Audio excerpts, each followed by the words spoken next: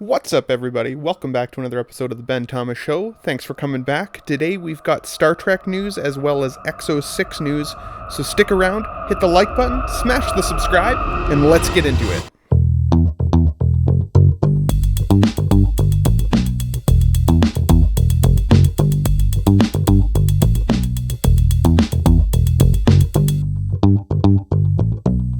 Okay guys, so I think it's respectful to address some of the saddest news first. Yesterday, on July 30th, 2022, we lost Nichelle Nichols. Now I would say she was best known for her portrayal as Nyota Uhura in Star Trek the original series and its film sequels. She was groundbreaking for African American actresses on American television, and all the way back as far as 1977 until 2015, she volunteered her time to promote NASA's program and to recruit diverse astronauts, including women and ethnic minorities. While I never got a chance to meet her at any of the cons, I've only ever heard wonderful things about who she was as a person, how she was with people, how she was with the fan base of Trek fans.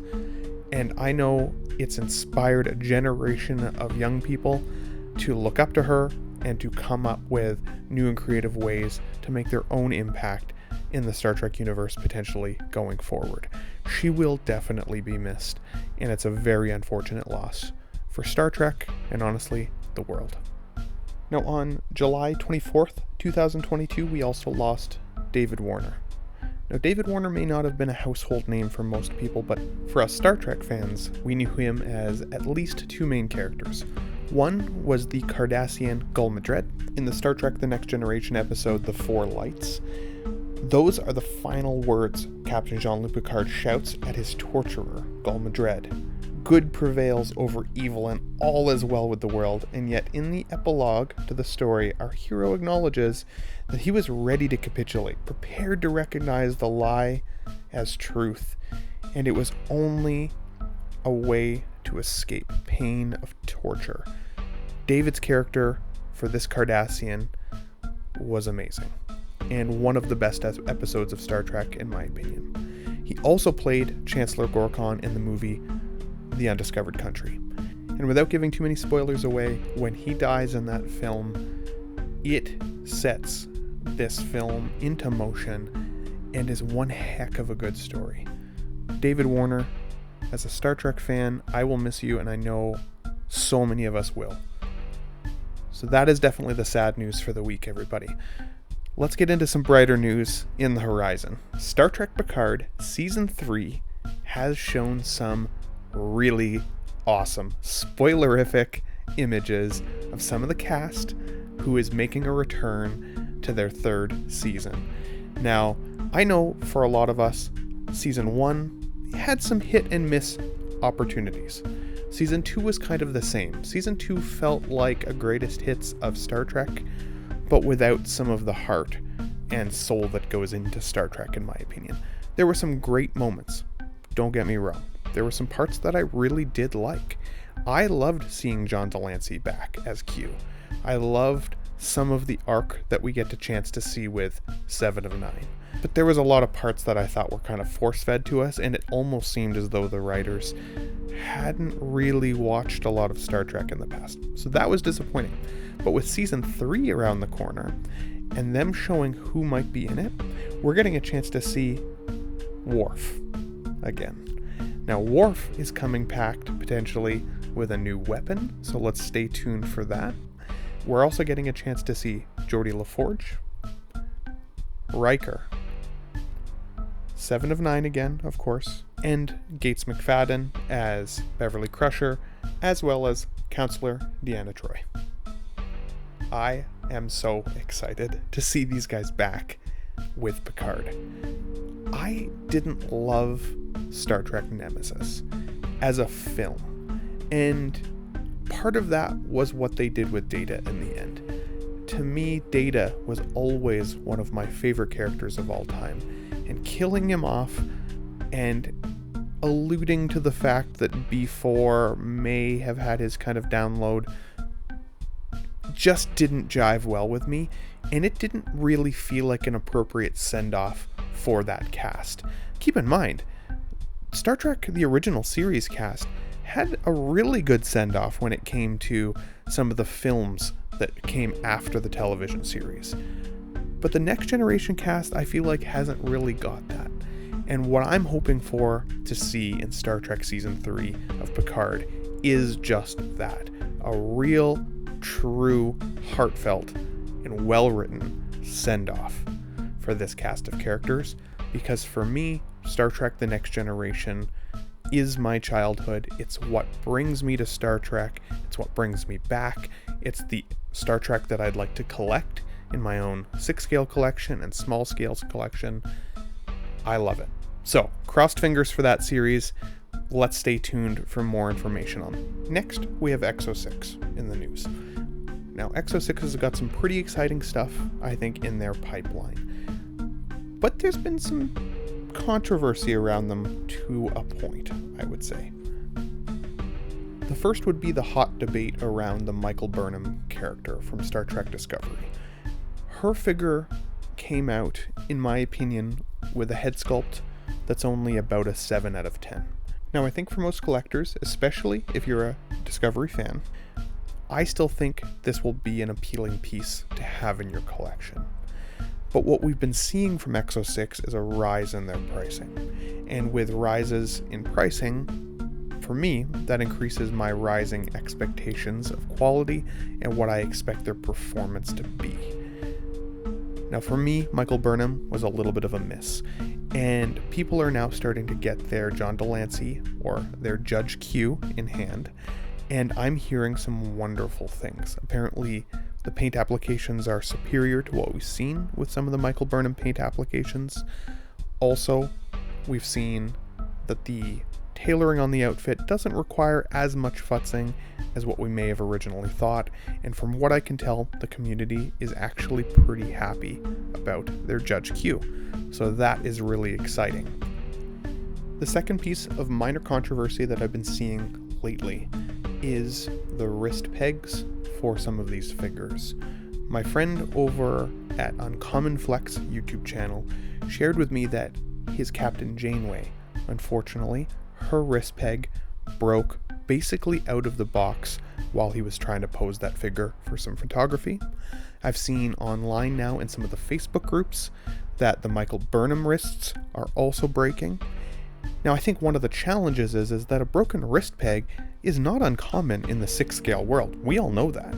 But I think that the issue really truly lies in the fact that EXO-6 isn't providing spare wrist pegs for their figures, which is requiring collectors to have to either reach out to places like Sideshow or wherever they received their figures from and look at either exchange options or return options.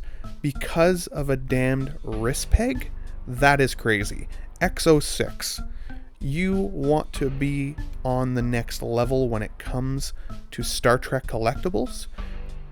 If you idolize Hot Toys and some of the other 6-scale community figures that are out there, get smart, start adding some wrist pegs into the box for us collectors so that you don't have returns for such a silly reason. Because I can tell you, for the people who are trying to take photos of these figures and they're getting excited, nothing takes the wind out of somebody's sails but a broken hand, and suddenly Janeway can't hold her coffee cup any longer? No, that's crap. Extra wrist pegs are definitely needed. Next, Mir Sulu is almost ready for his final stage of production. Nanjin Tam, the developer over at EXO-6, on his Facebook group only 4 hours ago today, has mentioned that the samples are sent to him for approval, and it'll only take a week for them to finish up. So he's ready to ship within the next 2 weeks.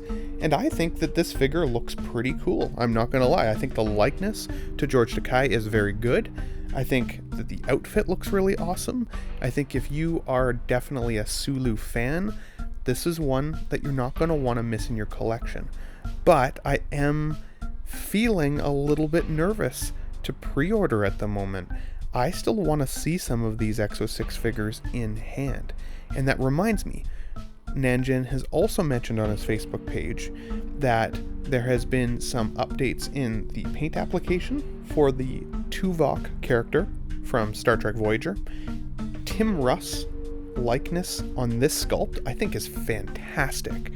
If this is the quality of faces again that EXO-6 continues to deliver us, then I will be a happy Star Trek collector. But what about you guys? Are you happy to see what this production photo is starting to look like? Because I agree with Nanjin Tam here. I do think that this is miles ahead of that prototype photo that we examined there a couple weeks back. This makes me want this figure even more. Next up, we have some pictures here from Sdcc 2022, that's the San Diego Comic-Con event. Now, EXO-6 was there, and they did have this minor display booth. Now, I was not there, and I don't want to take too many images from other folks. There's been a lot of images that have been shared, but I do want to focus on at least two figures in this display case, and that is Locutus of Borg, played by Captain Picard, or Patrick Stewart, and that Commander Saru from Star Trek Discovery. Those two figures look fantastic. Now, I will say Locutus does look a little on the tall side, but to me, I'm okay with that. That's a passable thing. If they make no changes, which means we can get this figure in hand a little bit sooner, I will be very excited for that. And I think that Commander Saru looks fantastic. EXO-6 has been doing a really good job on aliens lately. And I will say that even some of the imagery that they've shown of the uniforms on the Wrath of Khan figures here look beautiful. Some of the detailing looks fantastic. I love the material choices that they've used here. I am ultimately really excited about the future of EXO-6 as long as they continue to deliver quality. And these images show quality, so stick with it. Try and keep the price as low as possible if you're listening, EXO-6, because we as Star Trek collectors, we want to own these things in our collection. And the higher the prices get, the harder it will be to swallow that pill, especially if the quality isn't there. Prove us wrong. Make it so that the production is better than the protos, and we'll be a happy bunch. I can guarantee that.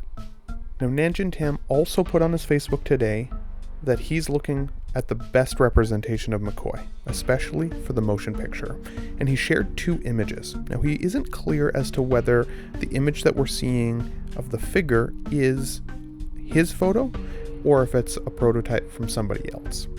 So please note that. However, if that's an EXO-6 head sculpt, that's really good. What I'm not liking about this post is that they're considering releasing this as a lottery purchase, and I don't appreciate that. To me, that's a bad business sign and should not be supported. In fact, I'm seeing that there's at least 90 to 100 comments already of all the EXO-6 collectors in this group saying, no, please don't do that. That is not what we want.